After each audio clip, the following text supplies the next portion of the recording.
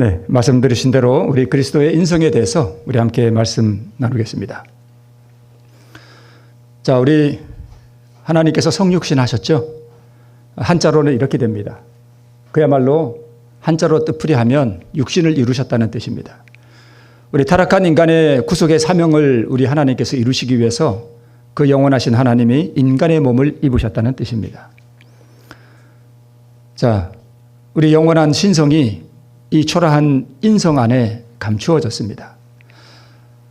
인성과 신성이 이렇게 섞인 것이 아니라 완전한 하나님이시면서 동시에 완전한 인간으로 두 본성이 예수 그리스도 안에서 신비하게 연합되었습니다. 우리 가래법원 기별 1권에 보면 하나님의 아들의 인성은 우리에게 매우 중요하다. 이것은 우리의 영혼을 그리스도께 연결시키며 그리스도를 통하여 하나님께 연결시키는 금고리이다. 이 문제는 우리의 연구 과제가 되어야 한다라고 기록하고 있습니다. 자, 그런데 예수님은 영원한 하나님이시면서 동시에 우리와 똑같은 인간이십니다. 그러니까 오늘 우리가 다루고자 하는 것은 예수님의 신성이 아니라 인성이 어떤 인성이냐 하는 것을 좀 다루어 보겠습니다. 오늘 논쟁을 제가 하자고 하는 것은 아니고요. 이 복음적인 측면에서 우리 조금 보고자 합니다. 자, 예수님의 인성이 타락하기 전의 인성인가? 아니면 타락하고 난 이후의 인성인가? 우리와 완전히 똑같은 인성, 악으로 기우는 인성인가? 즉, 여러분 누가 뺨을 한 대 딱 때리면 어떻게 되죠? 뺨을 한 대 맞으면 어떤 마음이 올라오죠? 팍 올라오죠. 같이 때리고 싶죠. 그러니까 예수님에게 이게 있었느냐 없었느냐 이거예요. 그죠? 타락 전이면 없었을 것이고 타락 후면 있다는 얘기입니다. 그러면 예수님이 어떤 인성을 가지고 오셨느냐? 타락한 우리와는 다른 인성으로 오셨는가? 이렇게 뺨을 맞으셔도 속에서 반응하는 게 없으셨는가? 그런 뜻입니다. 우리와 같은가 혹은 다른가?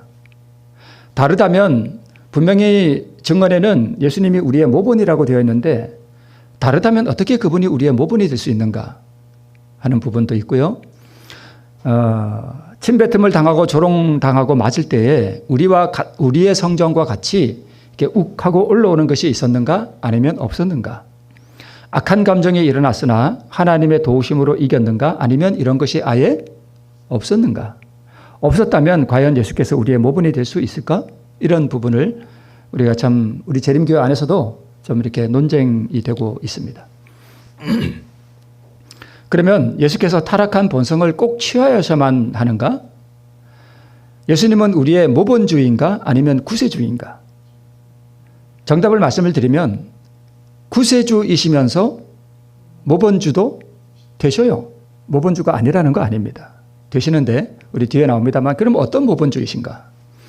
자, 예수님이 우리의 모본이다. 즉 그래서 그분이 율법을 온전히 이기시고 죄와 상관없이 사신 것처럼 우리도 그 모본을 따라서 그렇게 살 수 있다라고 말하면 어떤 위험이 따르게 되는가 하면 율법주의로 빠지기가 아주 쉽습니다. 인간의 역할을 너무 강조하다 보니까 그렇게 될 면이 있습니다. 그러면 예수님이 우리와 다른 인성, 이게 고난과 핍박과 조롱을 당하고 박해를 받을지라도 정말 우리와는 다른 그런 거룩한 인성을 가졌다면 그러면 우리보다 예수님이 유리한 거 아니냐? 우리는 한 대 맞으면 욱하고 올라오기 때문에 죄를 범하기 쉬운데 예수님은 그게 없었다면 죄를 이기기가 더 쉽지 않느냐? 이렇게 우리가 생각해 볼 수 있습니다. 예수께서 우리와 똑같은 죄로 기우는 본성을 소유할 이유가 있는가? 구원은 모본으로 이루어지는가 아니면 속죄로 이루어지는가? 이런 여러 가지 부분들을 우리가 생각해 볼 수 있는데 이런 것들을 하나하나 제가 다 이렇게 말씀을 드릴 수는 없지만 이런 부분들을 좀 보도록 하겠습니다. 자, 로마서 8장 3절에 이렇게 기록되어 있습니다. 율법이 육신으로 말미암아 연약하여 할 수 없는 그것을 하나님은 하시나니 곧 죄를 인하여 자기 아들을 죄 있는 육신의 모양으로 보내어 육신의 죄를 정하사 이렇게 기록되어 있습니다. 자, 여기 죄 있는 육신의 모양으로 보냈다 하는 이 말씀을 보면 예수님이 마치 뭐처럼 오신 것 같아요? 우리처럼 욱하고 올라오는 그게 있는 것처럼 보내셨다. 이렇게 볼 수도 있고요. 또 하나는 모양만 우리와 닮았지 속은 그렇지 않다라고 읽을 수도 있습니다. 그렇죠? 그냥 모양만 취하셨다 이렇게 읽을 수도 있습니다. 그리고 육신의 죄를 정했다 하는 것은 정죄했다는 뜻입니다. 즉 예수님은 어찌했든 이 세상에 오셔서 죄를 정죄했다. 즉 그분의 흠없고 죄 없는 삶을 통해서 죄를 죄라고 단죄할 수 있었다. 그런 뜻입니다. 자, 그러면 우리 재림교회의 인성에 대한 좀 두 갈래가 있는데요. 그 역사를 잠깐 우리가 좀 살펴보도록 하겠습니다. 1890년대까지는 여기에 대한 이슈가 없었다고 합니다. 뭐 인성이 타락 전이 인성이냐 타락 후의 인성이냐 이런 게 없었답니다. 그런데 1889년에 우리 존스와 와그너 잘 아시죠? 와그너에 의해서 처음 이 주장이 대두됐습니다. 와그너는 뭐라고 주장했는가 하면 예수님은 아담의 타락 전 인성이 아니라 타락 후의 인성을 가졌다 이렇게 주장했습니다. 즉 다시 말씀을 드리면 예수님도 우리와 똑같다 이 얘기입니다. 이렇게 주장했습니다. 자, 그리고 1895년 대총회에서 우리 믿음으로 말미암는 의를 전했던 A.T. 존스가 이렇게 주장했습니다. 그리스도의 본성은 우리와 본성과 똑같다. 그분의 인성으로 말하면 그분과 여러분 사이에 1점도 차이가 없다. 이게 무슨 얘기냐면 예수님도 맞으면 뭐가 올라왔다? 올라왔다니 이 얘기와 같습니다. 육신 안에 있는 죄로 기우는 모든 경향이 그분의 육신 안에도 있었다. 그러니까 죄로 기우는 아이들 이렇게 키우다 보면 우리 부모들이 다 알죠. 우리 아이들이 어때요? 안 가르쳐줘도 이런 거 있죠. 네, 이런 있어요. 그 말 못하는 뭐 배우지도 않았는데 어떻게 그렇게 잘하는지 몰라. 그런 경향 가운데 하나도 나타나도록 허락되지 않았고 그것들 모두를 정복하였다. 이렇게 기록하고 있습니다. 즉 우리처럼 이렇게 뭔가 올라오는 건 있는데 이것을 다 정복했다는 것입니다. 근데 이게 1888년 미네아폴리스 대총회에서 믿음으로 말미암는 의를 전했던 A.T. 존스가 이걸 주장했다는 거예요. 참 저는 이게 아이러니합니다. 이런 가르침에 의해서 1900년대에 우리 재림교회의 주류 인성에 대한 이해는 예수님이 우리와 완전히 똑같은 죄된 본성을 가지고 있었다라고 믿었습니다. 우리 재림교회가. 그래서 그 밀리언 앤드리어슨이라고 하는 유명한 신학자가 있었는데 이 재림교회의 1940년대 아주 대표적인 우리 재림교회 신학자였습니다. 그런데 이 신학자가 완전주의를 주장했습니다. 즉 예수님이 우리와 똑같은 본성을 가지고 이기셨으므로 우리도 뭐 할 수 있다. 똑같이 이길 수 있다라고 주장했습니다.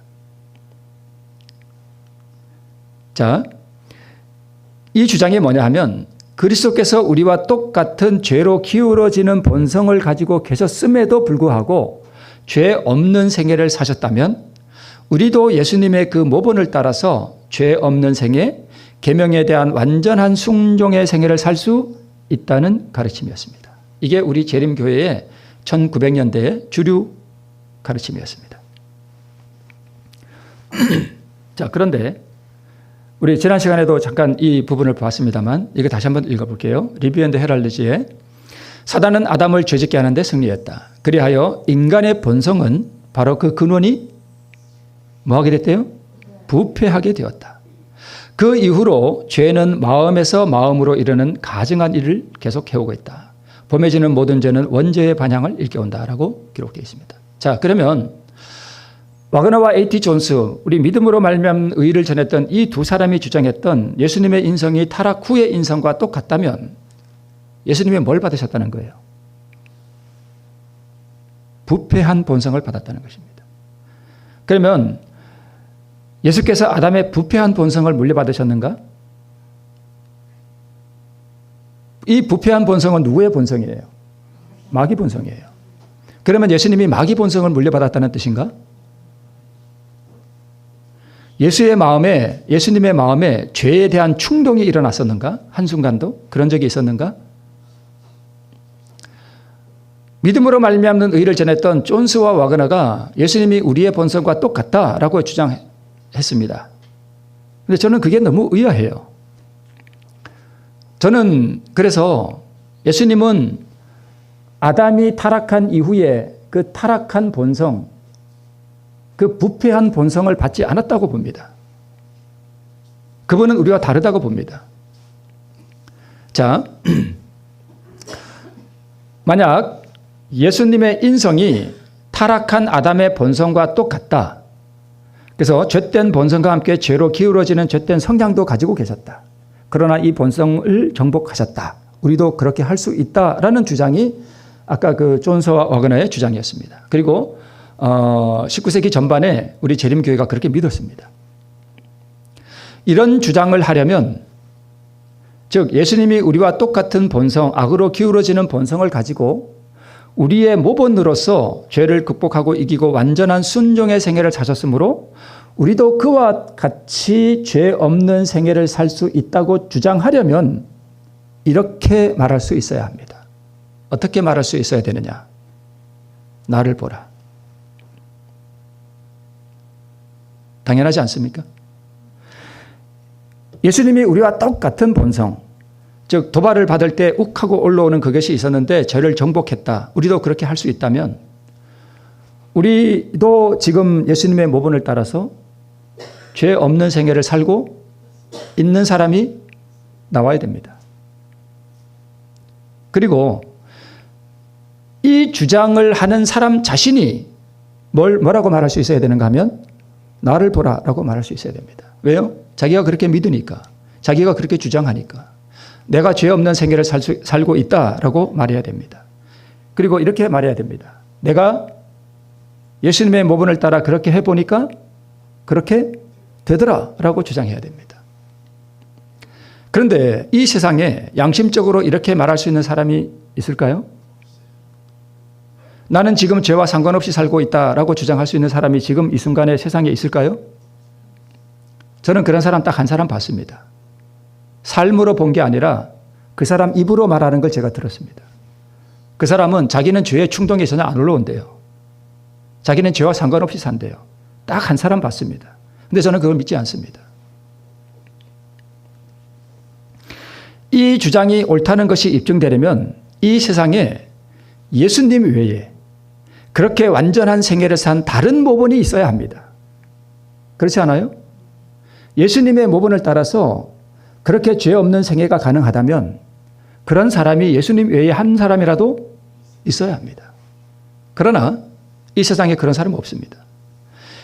로마서 5장 12절에 말하기를 이와 같이 모든 사람이 죄를 지었으므로 사망이 모든 사람에게 이르렀느니라. 네.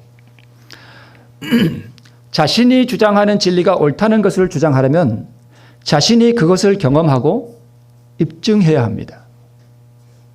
자, 아기로부터 성인이 되고 죽기까지 예수님의 모본을 따라서 우리도 그렇게 할 수 있다면 아기로부터 죽기까지 예를 들어서 한 80세를 살았다고 한다면 이 아기로부터 80세를 사는 동안 예수님의 모본을 따라서 악으로 기우는 예수님과 똑같은 죄된 본성을 가지고 완전하게 율법을 지킨 사람이 예수님 외에 한 사람이라도 있어야 합니다.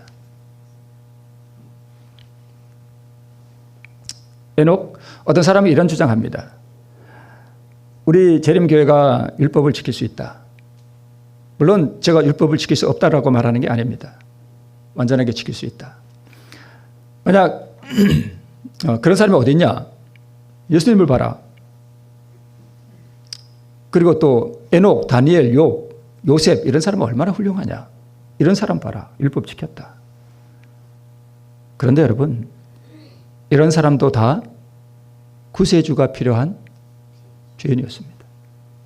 만약 여러분 예수님이 부패한 본성을 가지고 이 땅에 오셨다면 그분에게도 구세주가 필요하다는 얘기인가요? 네, 대답은 우리가 좀 더 한번 보겠습니다. 우리 사도행적에 이런 말씀이 있습니다. 사도들과 선지자들 중, 이 중에는 다니엘, 요셉 다 포함되죠. 사도들과 선지자들 중 어느 누구도 죄가 없다고 주장한 적이 없다. 하나님과 가장 가까이 생애한 사람들, 고의로 악행을 하기보다는 차라리 생명 그 자체를 희생하고자 한 사람들, 하나님께서 거룩한 빛과 능력으로 영화롭게 하신 사람들도 그들의 본성에 죄악이 충만함을 고백하였다. 이 중에 우리 중에 자기 본성에 죄악이 충만하다고 고백하지 않을 수 있는 사람이 과연 있을까요? 아무도 없습니다. 어느 누구도 그렇게 말할 수 없습니다. 오직 이렇게 말씀하신 분이 딱 한 분 계십니다. 예수님이세요. 그들은 육신을 신뢰하거나 자신들의 의를 주장하지도 않았으며 전적으로 뭘 의지했대요? 그리스도의 의를 의지했대요. 자, 의가 무엇입니까? 의는 하나님의 속성입니다. 무한한 사랑이신 하나님의 속성이 의예요. 그런데 화이트보이는 또 이렇게 표현했습니다. 의는 율법에 대한 순종이다, 이렇게 말씀하셨습니다. 그렇게 기록했습니다. 자, 그러면 만약 이렇게 죄된 본성을 예수님과 똑같이 가지고 율법을 완전히 지킨 어떤 한 사람이 모본으로 예수님 외에 누군가가 나왔다면 그 사람은 예수님의 의가 필요할까요? 저는 필요 없다고 봅니다. 왜요? 그 사람이 뭘 이루었기 때문에? 의를 이루었기 때문에. 누구와 똑같이? 예수님과 똑같이. 그런데 이 세상에 그리스도의 의를 의지하지 않을 사람은 그 어느 누구도 없습니다. 많이 본 이거, 인류는 하나님의 거룩한 율법의 요구를 충족시킬 수 없다. 뭘로 주신다고요? 선물로 주신다. 자, 우리 QOD에 대해서 우리 QOD 들어보신 분 혹시 계신가요? 우리 재림교회의 교리에 대한 질문과 답변으로 1957년도에 출판된 것인데요. 이게 뭐냐 하면 복음주의 개신교회들이 우리 재림교회를 바라보니까 우리 재림교회가 뭐라고 주장하고 있어요? 예수님의 인성이 무슨 인성이다? 타락한 인성, 우리가 똑같다라고 주장하니까 개신교회 복음, 밖에 개신교회들이 우리 보고 뭐를 생각했냐면 저 교단은, 우리 재림교단은 예수님이 뭐라고 한다? 타락한 우리 본성을 받았다라고 하니까 이단시했습니다. 개신교회가 그 당시에 19세기 그 전반에. 그래서 이걸 자세하게 말씀드리기는 그런데 그래서 복음주의 개신교회 대표자들과 우리 재림교회 대표자들이 대화를 했습니다. 당신들이 주장하는 그리스도의 인성이 뭐냐? 그래서 우리 재림교회의 이 대표자들이 뭐라고 말했는가 하면 예수님의 인성은 타락 전의 인성이다. 이렇게 주장했다는 것입니다. 네. 말씀드린 대로 이단시했고 이 문제에 대해서 대화를 했습니다. 재림교회 학자들이 예수의 인성을 죄로 기울어지는 성향이 없는 아담의 타락 전 인성으로 제시했습니다. 그래서 문제가 일단락됐습니다. 복음주의 개신교회들이 그러면 당신들은 이단이 아니구나. 좋아. 이렇게 했습니다. 그런데 문제는 우리 재림교회의 일부 사람들이 우리 재림교회가 배도했다고 했습니다. 네. 그러니까 우리 재림교회의 주류 인성에 대한 이해는 타락 후의 인성인데, 타락 후의 인성인데 타락 전의 인성이라고 바꿨다는 것입니다. 그래서 신신하게 오염됐다 이렇게 주장을 합니다. 일부 사람들입니다. 재림교회 일부가 QOD 사건 이후 복음주의 신학자들의 정죄로부터 벗어나기 위해 그리스도의 인성을 왜곡했다고 주장했습니다. 즉 재림교회가 신신하게 오염됐다고 주장합니다. 재림교회의 진리는 예수께서 아담의 타락 후의 본성을 가지고 죄를 이기심으로 죄 없는 완전의 모본을 주셨고 우리도 죄 없는 완전의 생애가 가능하다는 것이었는데 이때로부터 우리 재림교회가 배도했다라고 주장하는 분들이 지금도 있습니다. 그렇다면 증거는 뭐라고 하느냐? 사람 말고 영감받은 이 기록은 뭐라고 말하는가?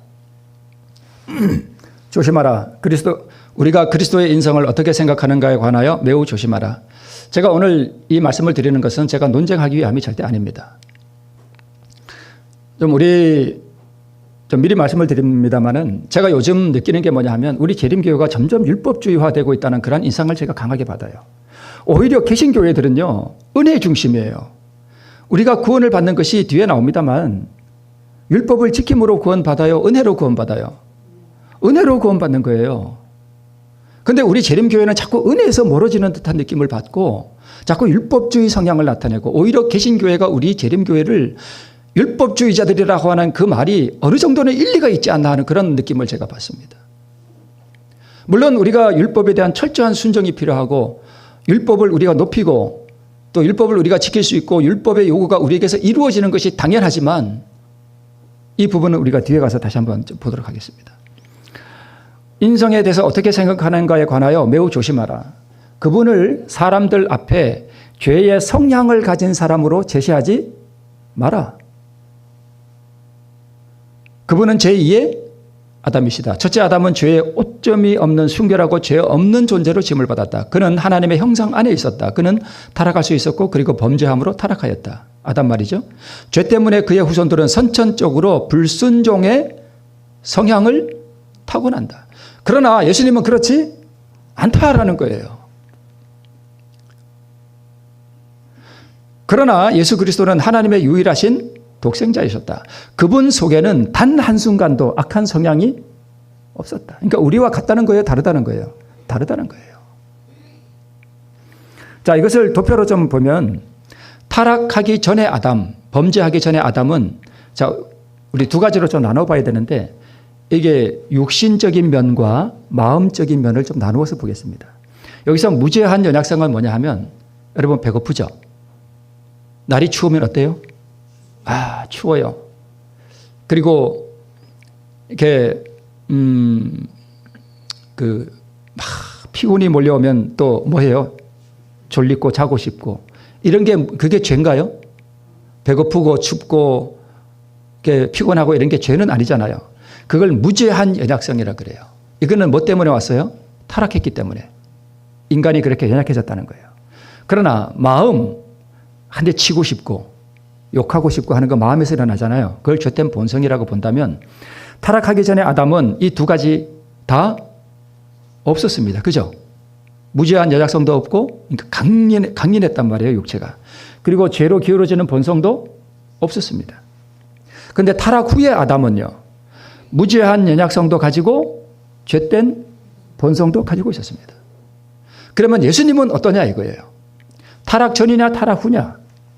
타락 전도 아니고 후도 아닙니다. 그분은 독특하신 분이에요. 그게 뭐냐 하면 무죄한 연약성은 가졌지만 마음으로 죄된 본성은 없었다는 것입니다. 그분의 육신은 우리와 같이 성경에 우리 그 사마리아 여자를 만나기 위해서 예수님께서 예루살렘으로 갈릴리 방향으로 이렇게 올라가실 때 행로에 곤하여 우물가에 주저앉으셨습니다. 행로에 곤하였다는 것은 뭐예요? 무죄한 연약성이에요. 그분은 무죄한 연약성은 타락한 우리와 같은 무죄한 연약성은 가졌지만 죄로 기울어지고 뺨을 맞으면 한 대 같이 치고 싶은 그러한 악한 본성은 그분의 안에 없었다는 것입니다. 그러니까 다시 말씀을 드리지만 예수님은 타락 전 아담과도 같지 않고 타락 후의 아담과도 같지 않았습니다. 이 QOD 사건 때 우리 재림교회 신학자들이 이거를 주장했더라면 무죄한 연약성은 가졌으나 죄된 본성은 없었다. 그분은 타락 전 아담과도 같지 않고 타락 후 아담과도 같지 않으셨다라고 주장했더라면 네. 자, 그러면 예수님이 우리의 모본이라고 하는 그 뜻이 뭐냐? 예수님은요. 영원토록 신성을 가지고 사신 분이에요. 그래서 신성을 사용하는 것이 너무나 자연스러운 분이에요. 빛이 있으라 하니까 그냥 다 있어요. 그냥. 자, 그런데 그분이 이 땅에 오셨을 때는 이 신성을 그분이 이 인성 안에 사는 것이 너무나 부자연스러웠습니다. 제가 이렇게 걸어 다니는데 오늘부터 이렇게 다리를 묶어놓고 살아라 그러면 어떨까요, 제가? 너무 부자연스럽겠죠. 고통이겠죠, 그 자체가. 너무 부자연스러웠어요. 그런데 예수님은 이 부자연스러운 것을 벗어나기 위해서 신성을 사용하면 안 됩니다. 그게 그분에게 구속의 법칙이었습니다. 자기를 위하여 사용하면 안 돼요.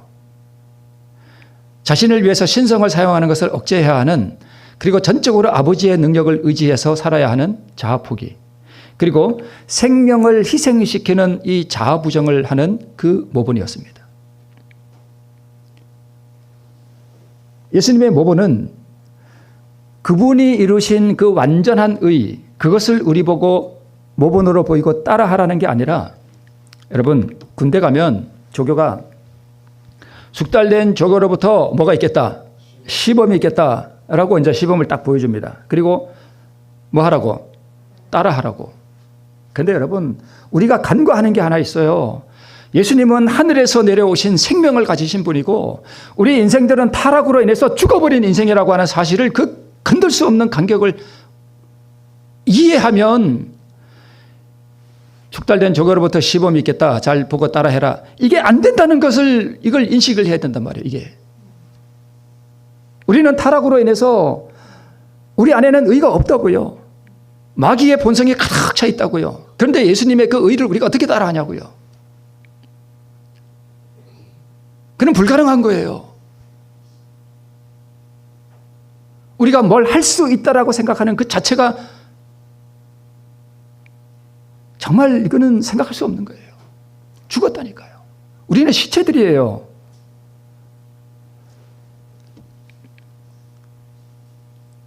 예수님은 신성의 사용이 너무나 자연스러운 것처럼 우리는 죄된 본성을 사용하는 것이 너무나 자연스러워요. 이게 다르다니까요. 그리고 의의 본성이 우리에게는 부자연스러워요. 안식일 오후에 저기 식사할 때 그 사적인 얘기 하지 마라. 그게 되나요? 잘 안 되잖아요. 저도 좀 사적인 얘기 하지 맙시다 이러고 싶지만, 그러면 분위기가 얼음이 될 거예요, 아마. 물론 아시죠? 네.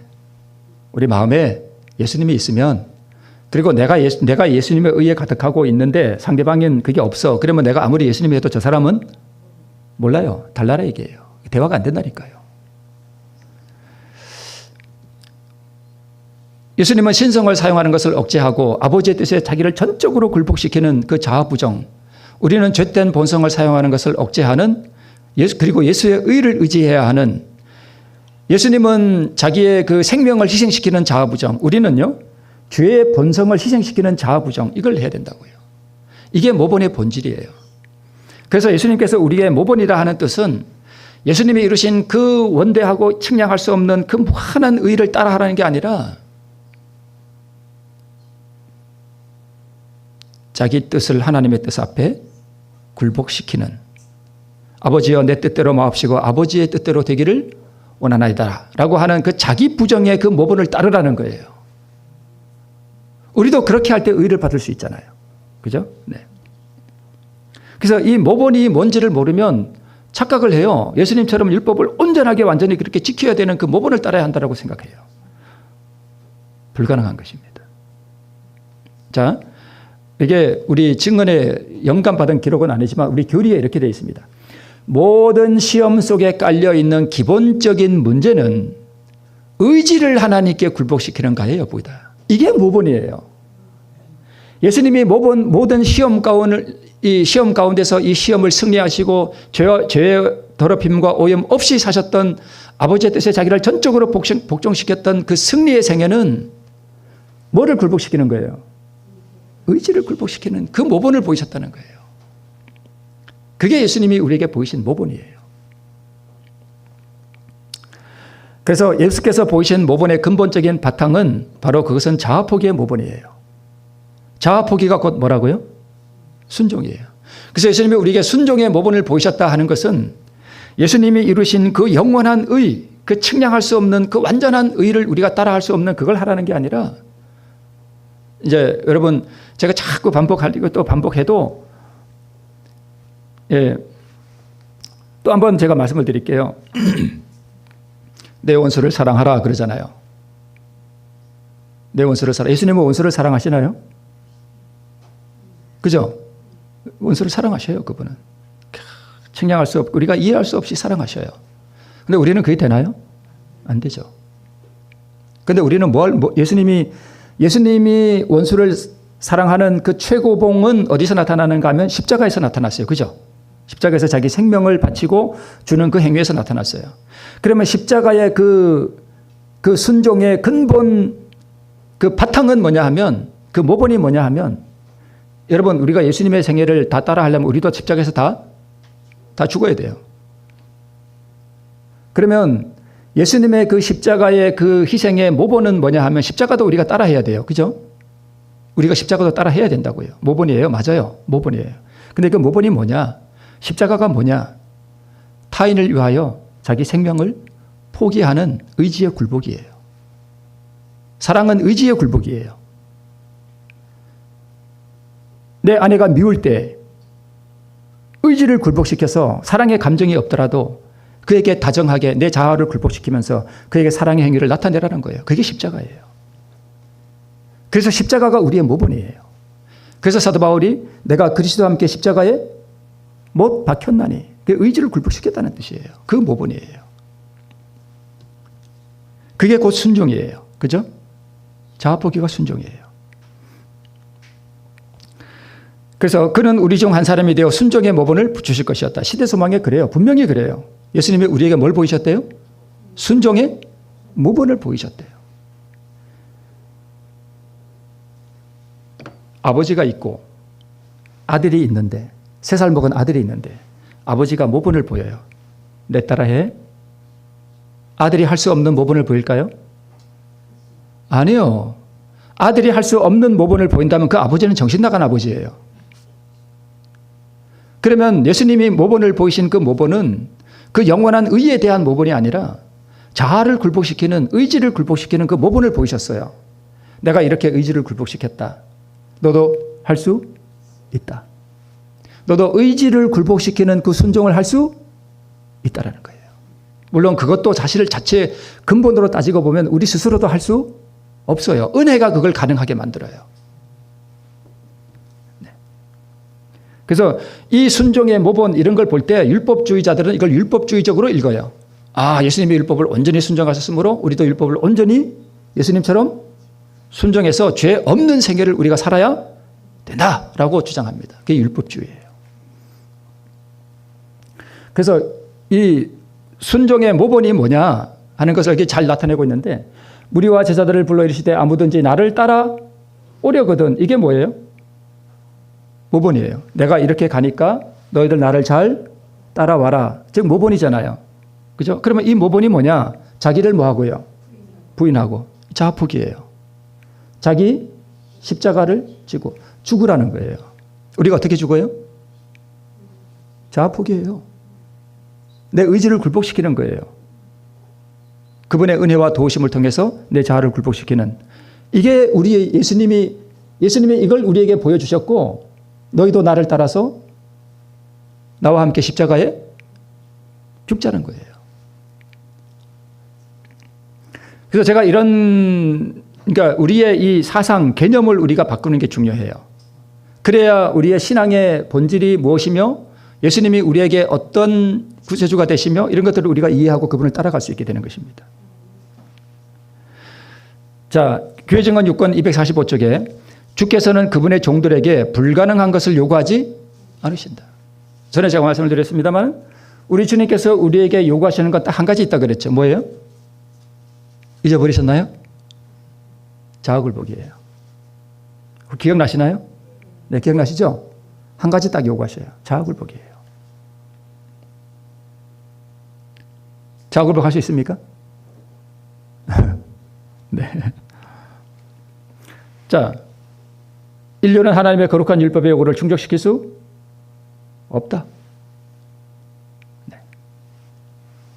예수께서 우리의 모본이 되신다는 것은 예수님처럼 완전한 율법의 순종을 요구하는 것이 아니라 자아를 포기하는 순종을 요구하십니다. 예수께서는 자아 의지를 굴복시키는 모본을 주셨고 이것이 곧 순종의 모본입니다. 그래서 우리가 뒤에 가서 말씀을 드릴게요. 넘어가고, 자, 예수님은 우리와 똑같이 한결같이 우리가 당하는 시험을 다 당하셨다 그랬습니다.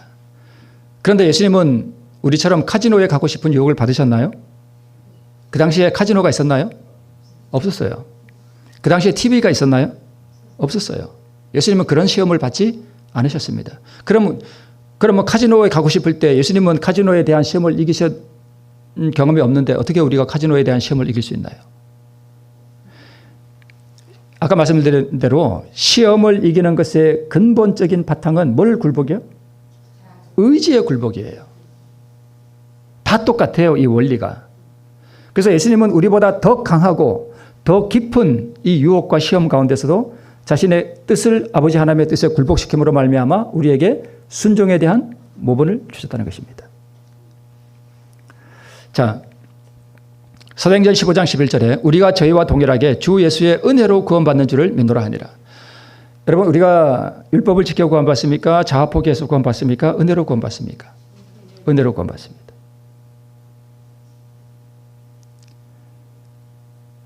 우리에게 주시는 이 구원, 영원한 의는 은혜로 준비된 거예요. 우리의 공로와 아무 상관없습니다. 또 로마서 3장 24절에 그리스도 예수 안에 있는 구속으로 말미암아 하나님의 은혜로 값 없이 의롭다 하심을 얻은 자 되었느니라. 여기 어떻게 인간이 들어갑니까? 그분이 우리를 구원해 주심으로 말미암아 그것이 하나님의 은혜로 된 것이고 이 구원을, 이 의를, 이 은혜로 우리에게 값 없이 우리에게 주신다는 것입니다. 그러나 나에다 된 것은 하나님의 뭐로 된 것이니? 은혜로 된 것이니 내게 주신 그의 은혜가 헛되지 아니하여 내가 모든 사도보다 더 많이 수고했으나 내가 아니요 오직 나와 함께 하신 하나님의 은혜로라. 앞에 말씀을 드렸듯이 우리 재림교회가 점점 이 율법주의적으로 자꾸 가고 있다는 느낌을 제가 받아요. 우리는 물론 우리가 율법을 지키는 그것이 마지막 시대도 너무너무 중요하고 그렇습니다만은 뒤에 나옵니다만은 은혜로 시작하면 율법을 지킬 수 있습니다. 그런데 율법으로 시작하면 안 됩니다. 뒤에서 볼게요. 의를 쫓지 아니한 여기 나오네요. 의를 쫓지 아니한 이거 지난 시간에 했던 겁니다. 의를 쫓지 아니한 이방인들이 뭘 얻었으니 의를 얻었으니 곧 믿음에서 난 의요. 이게 무슨 뜻이냐면 다시 한번 말씀드릴게요. 의를 쫓지 아니한 이방인들이 의를 얻었다는 이 뜻이 뭐냐 하면 율법을 지키거나 또는 자기 스스로의 공로를 통해서 의를 얻고자 하지 않았다는 것입니다. 그런데 유대인들은 이렇게 했습니까? 아니요. 이렇게 안 했죠. 뭘 지켜서 의를 얻으려고 그랬어요? 율법 지켜서. 옛날 유대인들이 뭐 때문에 망한 줄 아세요? 안식일 때문에 망했습니다.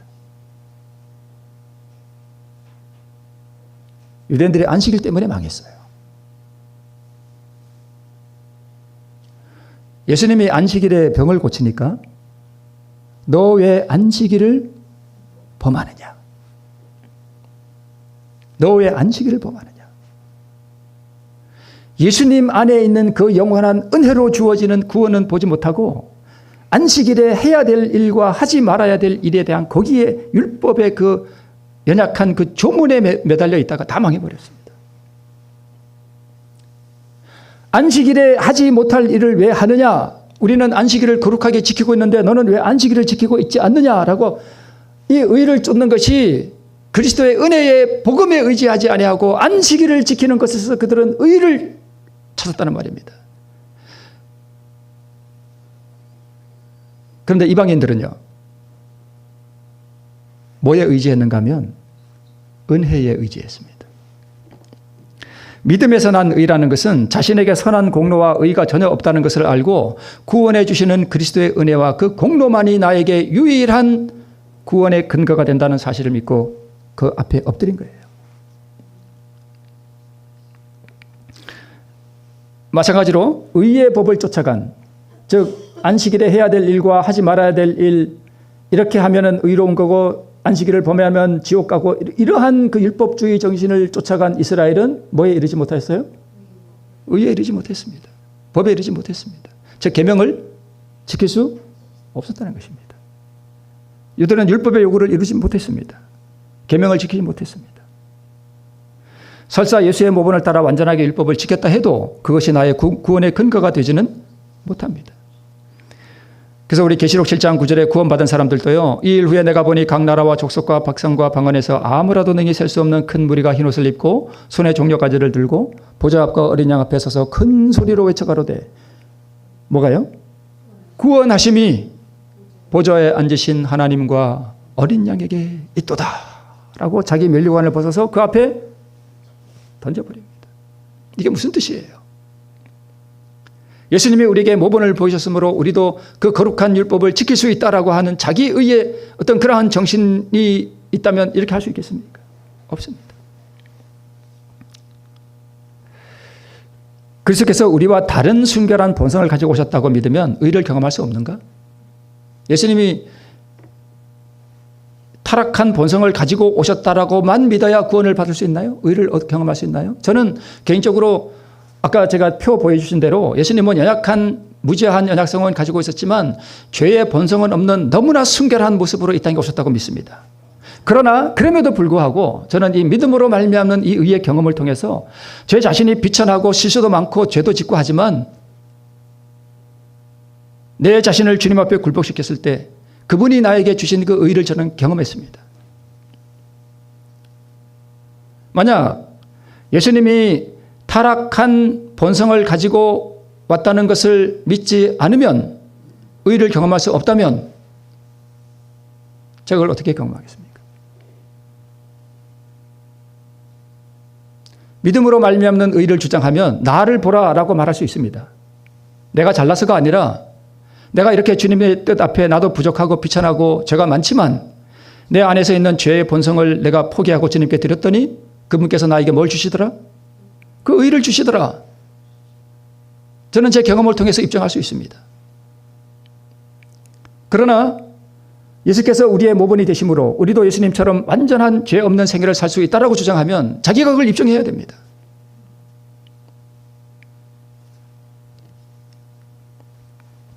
믿음으로 얻는 의는 인간의 영광과 공로를 티끌 속에 묻어버리고 그분이 이루신 영원한 의를 그분의 모본의 원리를 따라 나의 본성을 드릴 때에 뭘로 받는 거예요?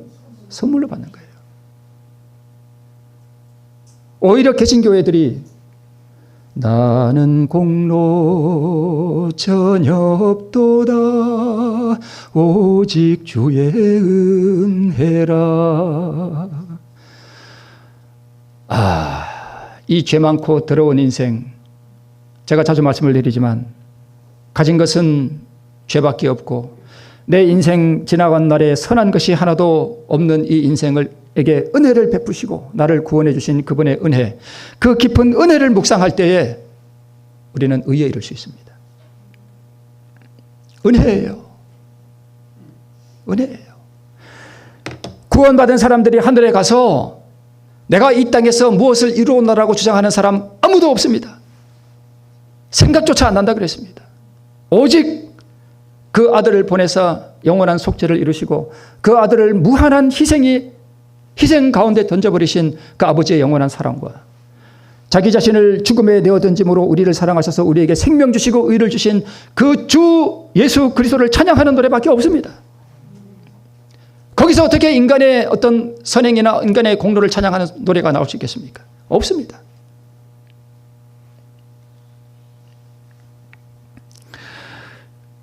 그리스도께서 그 무한한 희생으로 이루신 그 의는, 그 사랑은 하늘에서도 영원토록 나누어 봤는데 그 의를 조금 이해하는데 어떤 세월이 소요된다고요?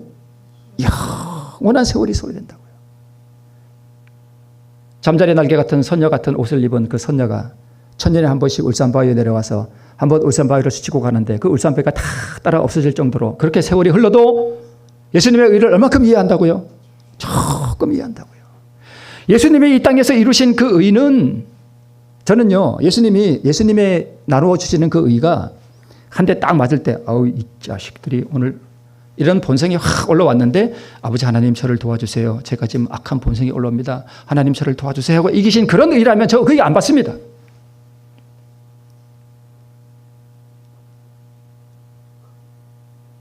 예수님의 의가 그 정도 수준인가요?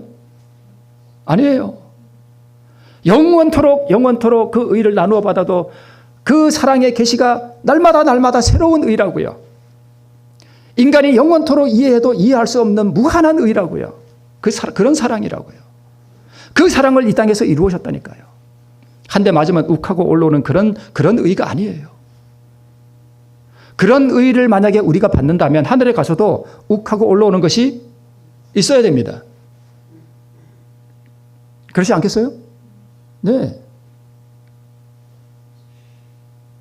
예수님의 의가, 그러니까 예수님은 아버지 하나님의 의를 받아서 그 의를 생활화하심으로 거룩한 품성을 개발하셨어요. 그게 시대소망 762쪽의 내용이에요. 율법은 의로운 생의 완전한 품성을 요구하자면 인류는 그 요구에 미칠 수 없다. 그게 무슨 뜻이냐 하면 예수님은 자기의 의를 개발한 게 아니라 아버지 하나님의 그 영원한 의를 예수님이 매일 받으셨어요. 그 사랑의 전류를 매일 받으셔서 예수님은 자기 안에 있는 신성의 그 의를 사용하신 게 아니에요. 아버지 하나님의 의를 매일 받아서 그 의를 가지고 와서 충만한 그 의를 생활화 하셨어요.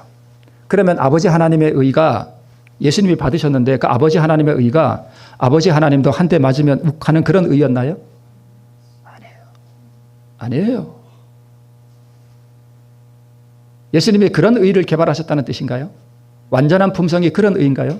그게 완전한 품성인가요? 한 대 맞으면 욱하고 올라오는데 겨우 참았다. 아버지 하나님의 도움으로 그걸 이겼다. 하나님의 의가 그 정도 수준이라면 하나님이 아니에요. 그렇게 영원한 세월이 흘러도 무한히 흘러도 우리가 이해할 수 없는 무한한 그 사랑을 가지신 분. 그 의가 드러날 때마다 우리의 행복이 더 깊어지는 그 사랑. 예수님의 의는 그런 의였습니다. 우리가 우리 자신을 주님께 드릴 때 우리가 받는 그 의는 정말 털끝만큼밖에 안 됩니다. 자, 각시대 대정통 20쪽에 이렇게 기록되어 있습니다. 완고한 자의 마음의 벽에 부딪혀 은혜의 물결이 되돌아올지라도. 그러니까 예수님이 사랑을 계속 이렇게 부어주셨는데 사람들이 이걸 받아요, 안 받아요? 주먹으로 치고 막 이렇게 그렇게 돌아온다는 거예요. 악하게. 되돌아올지라도 헤아릴 수 없는 깊은 사랑은 다시 긍휼의 조수가 되어 더 힘있게 몰려가는 것이었다. 도발을 받을 때 욱하는 게 아니라 이 도발하는 인생들을 향한 그 측량할 수 없는 사랑이 불같이 흘러갔다는 거예요. 불같이. 더 큰 긍휼로, 더 큰 사랑으로 이 악한 인생들을 향해서 그분의 사랑이 흘러갔다는 것입니다. 그렇게 이루신 의예요. 죄된 성향이 없으시면 우리보다 유리한가? 인간은 죄에 대해 무감각하지만 그리스도께서는 예민한 감각으로 죄에 대한 고통을 우리보다 수천 배 더 깊이 느끼셨습니다. 그분이 유혹을 이기는 게 쉬웠다고요? 아니요. 그분은 그 신성의 사용을 억제하기 위해서 처절한 고통을 당했다 그랬습니다. 자아굴복하기 위해서. 시험에 대항하기 위해서. 그 시험에서 자기가 신성의 능력을 사용해서 이 시험과 어려움을 이기고자 하는 그 경향성 때문에 그것을 억제하기 위하여 우리가 이해할 수 없는 처절한 고통을 당하셨어요. 그분이 우리보다 시험 당한 게 결코 가벼운 게 아니었습니다. 예수님이 이 땅에 소풍 오신 게 아니에요. 예수님이 이 땅에 오셔서 느긋하게 이렇게 시험 이기신 게 아니에요. 그분이 의를 가지셨기 때문에, 그 무한한 의를 가지셨기 때문에 넉넉하게 아무것도 아닌 것처럼 시험을 이기신 게 아니라는 말이에요. 어디 그런 증언이 있나요? 성경과 예언의 신에. 없습니다. 처절한 고통을 당하셨습니다. 그리고 십자가에서 그분이 자기의 영원한 생명을 포기하는 영원한 사망의 경험에 들어가실 때 그것이 얼마나 큰 고통이었는지 우리는 결코 이해할 수 없습니다. 그게 쉬웠다고요? 천만에요. 그 고통을 우리는 영원토록 이해할 수 없습니다.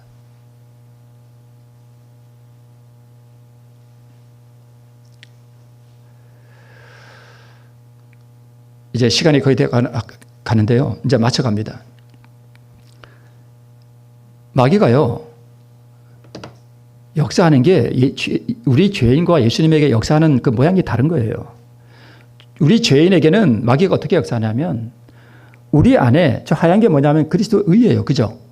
우리의 검은 마음에 뭘 찍지 못하게 해요? 예수님의 의가 들어오지 못하게 철저하게 막는다고요. 그래서 자아포기 못하게 하고 그죠? 우리의 악한 본성을 극복하지 못하도록 그러니까 이 마귀가 왜 자꾸 이렇게 율법주의적으로 끌고 가는가 하면 우리가 뭘 바라보지 못하게 하는가 하면 예수님의 의를 바라보지 못하게 하기 위해서 그렇게 하는 거예요. 자기의 어떤 공로에 자꾸 의지하게 만들어요. 그래서 죄인에게는 사단이 저 검은 마음에 의가 들어오지 못하도록 역사해요. 그죠? 우리가 저 악한 본성, 그 검은 마음을 포기할 때 이게 나를 자아가 잘려버릴 때 그때 의가 들어오잖아요. 그죠? 저걸 못하게 한다고요. 그런데 예수님에게는요. 뭘 하나 찍으려고 그런 거예요? 오점을 하나 찍으려고 그런 거예요. 그러면 뭐 하니까? 구세주가 될 수 없으니까. 다르다니까요. 예수님은 저 점 하나 찍지 못하게 하기 위해서 처절한 고통을 당하셨습니다. 사단이 얼마나 맹렬하게 공격했는지 우리는 결코 이해할 수 없습니다. 다르다니까요. 예수의 생애가 모본인가 대속인가? 모본도 되시고 대속도 되십니다. 그분의 생애가 의를 이루기 위한, 즉 우리에게 의를 이루어 주시기 위한 대속의 생애인가? 아니면 우리에게 모본을 보여주시기 위한 것인가? 예수님의 생애는 우리에게 의를 이루어 주시기 위한 대속의 생애였고 모본으로서 우리에게 자아포기의 모본을 보여주셨습니다. 예수님은 생명을 주러 오신 분이고 우리는 죽어버린 인생이므로 생명을 필요로 하는 죄인이라는 사실을 우리가 인식해야 됩니다. 이 세상에 생명 주시길 그렇게도 원하셨던 길. 그분은 생명을 가지고 오신 분이에요. 타락하고 부패한 본성을 가지고 오신 게 아니라 우리에게 생명을 주시려고 생명을 가지고 오신 분이에요. 내가 생명의 떡이라. 내가 생명의 떡이라. 그분은 의를 이루시고 주시려고 오신 분이에요. 우리는 의를 필요로 하는 죄인이에요. 그분은 하늘에서 나신 분이고 그래서 거룩하신 분이고 아기로 오실 때 천사가 그렇게 말했죠. 나실 바 그분은 거룩하신 분이라고. 우리는요. 땅에서 난 인생들이에요. 다르다니까요. 이제 마지막 장면입니다. 내 영혼이 은총 입어 중한 죄짐 벗고 보니. 찬송가 가사입니다. 내 영혼이 뭘로요? 주 은혜로. 주님은 내 지은 죄를 뭐 하시는 분이요? 사하시는 분이에요. 은혜입니다. 은혜예요. 그분의 은혜예요. 모든 게 다 은혜입니다. 속죄양으로 오신 구세주를 모본주 앞에 두셔야 합니다. 은혜에 의지하셔야 됩니다. 믿음으로 주의 공로를 붙잡으셔야 합니다. 그리하면 율법의 요구가, 오늘 본문에 나온 율법의 요구를 이루어지게 하시는 것은 은혜에 의지할 때 이 율법의 요구가 이루어진다는 것을 우리가 기억하시고, 은혜에 의지함으로 우리 주님 이 놀라운 율법의 의가 우리 안에서 이루어지는 우리 모두가 되시길 바라면서 말씀을 마치겠습니다.